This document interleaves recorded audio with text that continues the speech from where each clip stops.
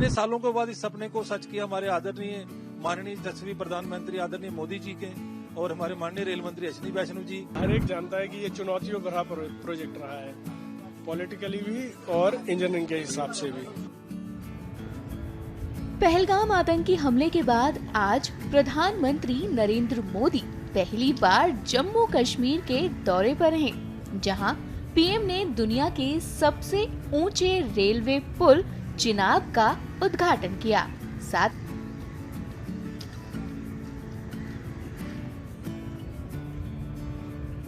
ही अब उन्होंने Udhampur Srinagar Baramulla rail link परियोजना को भी हरी झंडी दिखा दी है।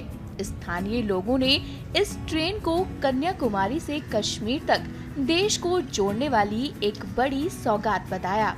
वहीं सुनिए लोको पायलट रामपाल शर्मा और जीएम इरकॉन इंटरनेशनल के जेटी अश्विनी दयाल ने क्या कहा। ये आपके लिए, हमारे लिए, सभी भारतवासियों के लिए, चाहे भारतवासी कहीं भी रह रहे हैं, एक बड़े फख्र की बात, प्राउड की बात, गर्व की बात है कि एक ऐसा सपना जो राजा महाराजा ने सपना देखा था एक कि कभी यहाँ रेल चलाने की, उन्होंने सर्वे भी एक बार एक राजा ने कराया था। इतने सालों के बाद इस सपने को सच किया हमारे आदरणीय माननीय 10वीं प्रधानमंत्री आदरणीय मोदी जी के और हमारे माननीय रेल मंत्री अश्विनी वैष्णव जी। रेल के सभी कर्मचारी, पार्टिकुलर की रेलवे के जो इंजीनियर्स हैं, उनका जो मेहनत, लगन, कठिन परिश्रम, उनका जो उनकी डेडिकेशन, डिवोशन, डिटर्मिनेशन से पॉसिबल हुआ है। ये आसान काम नहीं था, ये साधारण काम नहीं था। इस काम में कई चैलेंजेस थे, कई पहाड़ सख्त थे, कई पहाड़ नरम थे। आप जब गाड़ी में जा रहे हैं और जो आनंद की अनुभूति होती है, सुंदर मनोरम दृश्य देख के, त्रिपुरा पर्वतों से जब हम माता वैष्णो देवी का आशीर्वाद लेके निकलते हैं और हर भारतवासी एक मनोरंजन यात्रा करके, ये भारत के लिए एक बहुत बड़ी बात है। हमें लगता है कि हम विकसित दुनिया में आगे हैं, जिसके लिए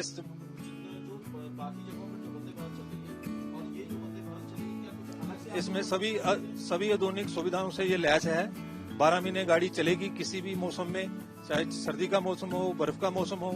इसमें ईज है, इसमें कंफर्ट है, इसमें रिलायबिलिटी है, इसमें सेंट्रली हीटिंग सिस्टम लगा हुआ है, इसमें प्लग्स वायर्स सभी को हीटिंग सिस्टम दिया हो कि सर्दियों में यात्रियों को सुविधा ना हो।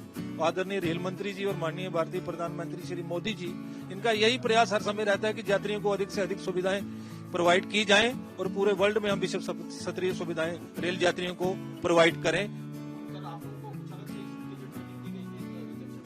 हम लोग we are professional persons, we know how to handle the Vande Bharat, और जो नई चीजें आती हैं उसके लिए हमें जरूर ट्रेन किया जाता है। हमारे जो अधिकारीगण हैं वो समय समय पर फ्रेशर कोर्स, सेफ्टी कोर्स सभी स्टाफ को करवाते रहते हैं। हर एक जानता है कि ये चुनौतियों भरा प्रोजेक्ट रहा है, पॉलिटिकली भी और इंजीनियरिंग के हिसाब से भी।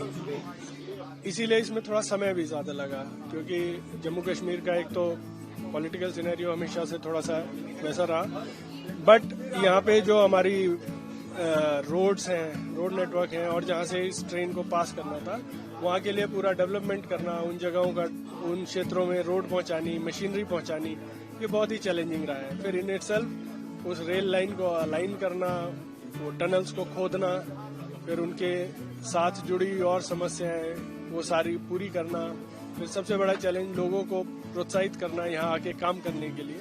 तो ये सारे इसके साथ चैलेंजेस जुड़े रहे। सर, दो अहम ब्रिज हैं इसमें, अंजी ब्रिज और जो चिनाब ब्रिज है, उसको जब ये प्रोजेक्ट लिया गया और ये था कि अंजी ब्रिज बनाना है और चिनाब ब्रिज बनाना है, तो उसमें कैसे ये तो कोंकण रेलवे बनाया था, किस तरह से प्लानिंग? देखिए, ये जो ब्रिजेस का काम किया है ये कोंकण रेलवे ने किया है, दोनों ब्रिज कोंकण ने बनाए हैं। सिर्फ जो अंजी ब्रिज है उसकी डिजाइनिंग जो है वो इरकॉन ने इनिशियली की थी, तो इसके बारे में कोंकण ज्यादा बेहतर बता सकता है आपको। बट हाँ, ये जो टोटल अलाइनमेंट जब डिजाइन हुआ था तो ये सुनिश्चित किया गया था कि इस जगह पे चिनाब ब्रिज बनेगा और इस जगह पे अंजी ब्रिज बनेगा। और जो टनल बने हैं, टनल में खासतौर से जब ट्रेन गुजरेगी तो एक चुनौती रहती है कि यहाँ पर सेफ्टी का पूरा ध्यान रखा जाए, उसके लिए क्या क्या इंतजाम किए? देखिए, जैसे मैंने बताया कि जो लाइन क्लियर दी जाती है ट्रेन को कहीं भी चलने के लिए, आने जाने के लिए, तो वो सीसीटीवी के माध्यम से भी दी जाती है, सीसीटीवी से मॉनिटर हो रही है।